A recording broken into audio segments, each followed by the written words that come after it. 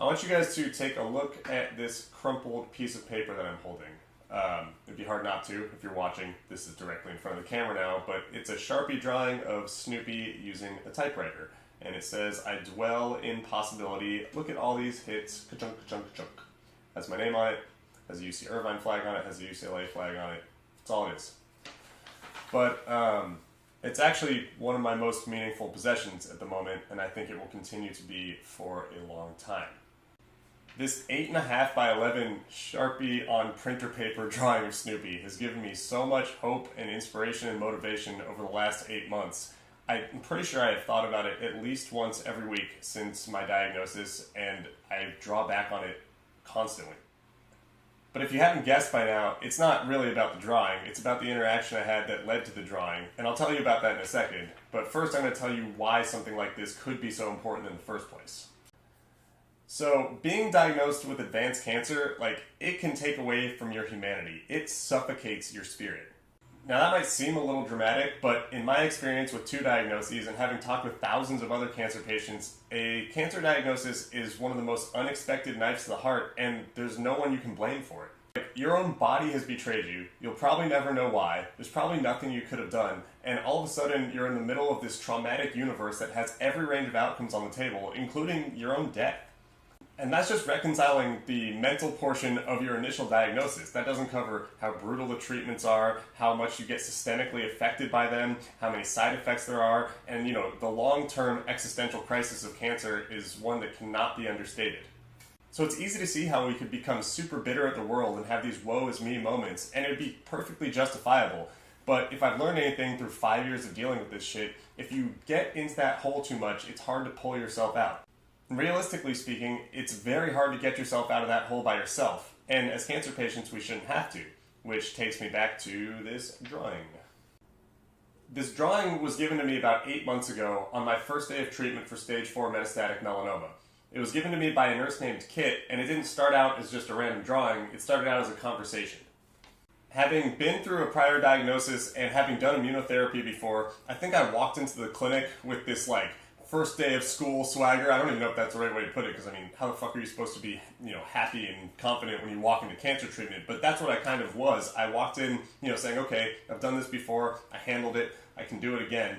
And by the time I was in the chair and getting the saline put through my veins and reading the side effects packet, I think it was pretty clear that I was straight up not having a good time mentally. I remember I was starting to do this 1,000-yard stare out the window.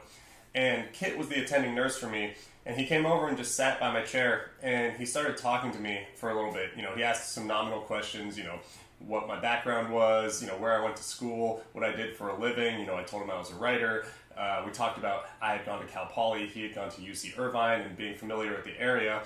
And he mostly was just helping me pass the time as we got the immunotherapy prepped so I could continue on with my treatment, or at least that's what I thought. As he was getting ready to switch out the saline for the immunotherapy drip, which would signify, the time in which he probably has to rotate to another patient, he put his hand on my shoulder and he said, "Listen, I've been doing this for well over a decade, and there's probably not a lot of science behind this, but there's enough of my experience that I can tell you this. The people who give themselves the best chance are the ones who remain optimistic and then move their body around." And even at that moment, I was pretty sure that he was just kind of reading the room. I had told him how much I enjoyed running and basketball and how I'd been a lifelong athlete, and a goal of mine was to stay active throughout treatment. And so I think, if there was someone else who was in a much worse off physical condition than me, or who was older and a little more bitter, he might not have just been hey, you should keep exercising and being positive. At least that's what was running through my mind at the time. So we finished our conversation, and, I had to sit there for an hour during this immunotherapy, and I didn't think anything of it. That is, until he came by with about 5 minutes left in my first treatment, and he handed me this drawing, and he said, "I mean it, man. Keep your body moving, keep your brain moving. Stay positive. You are capable of a lot more than you think is possible, and yeah, it's a shitty situation, but if you keep moving, you have a better chance of getting through it." And as soon as he handed this to me and said that, a lot of my bitterness and my fear and my cynicism about the situation melted, at least, temporarily for that day. Because, look, a pep talk and a drawing, that can't cure cancer. There are a lot of outcomes that we can't control. But what he said really resonated with me. It was about giving myself the best chance. And not only that, he drew this picture super quickly, And it's got all these little intricate details about things we talked about, and it showed that he really cared. Recognizing that a random nurse at my oncology clinic was willing to take the time out of his day and go the extra mile to make my situation a little bit more tolerable, like even if he does this for all of his patients, which I hope he does, it still made me feel special that he was able to, pay attention to me and not be jaded by seeing repeated cancer patients and give me advice that I felt was a little bit specific to my situation, but also took into account that you need to have some sort of hope when you're a cancer patient. You need to have something to stick to, otherwise you're gonna drown. And most importantly, it was a reminder to me that I couldn't do this alone, nor should I want to do this alone, and that I could take some of the burden off of myself by communicating and using other people as inspiration. I have an amazing family, an amazing friend group, great support network locally to me, and I've started to do these vlogs and talk with other people online, and it's all been this perpetual reminder that we can learn a lot from each other, we can support each other, and we can remind each other that we don't have to do this alone. And even to this day, I keep this drawing in a drawer next to my bed, and I've looked at it a lot for inspiration. And most of the time I don't even have to look at it, I just think, keep moving, keep your body moving, keep your mind moving.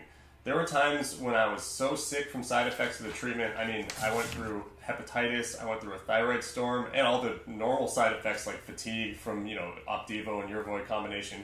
I remember trying to jog to the end of the block and back, which is like a quarter of a mile, or sometimes just walk. And every time I would just be thinking, keep your body moving, give yourself the best chance. Because at the end of the day, I think that's all we can do, is to try and give ourselves the best chance. Because if you're familiar with the cancer diagnosis, I think you understand that, your genetics and the treatment working and luck play a large role in the outcome.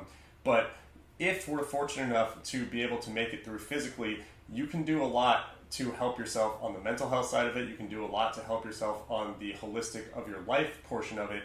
And, understanding that we have communities around us and friends and families and really kind nurses, all these things play into it. And at the time he gave me this drawing, I was touched and motivated and, it made me feel a little bit special, but I don't think I realized how powerful the compounding effect of this mindset has been in my recovery and how healthy it's been for me to draw back on this every now and then. And also, it's important for me to acknowledge and verbalize that impact. So thank you, Kit. Thank you, Kit. Thank you, Kit. And thank you to my friends and my family and my partner and to you guys for watching these videos. I think a big portion of what I get from this is the ability to connect with other cancer patients and to get their feedback. And my hope is that if you watch this, you can get something out of it. Or if you share this with someone who needs it, they can get something out of it.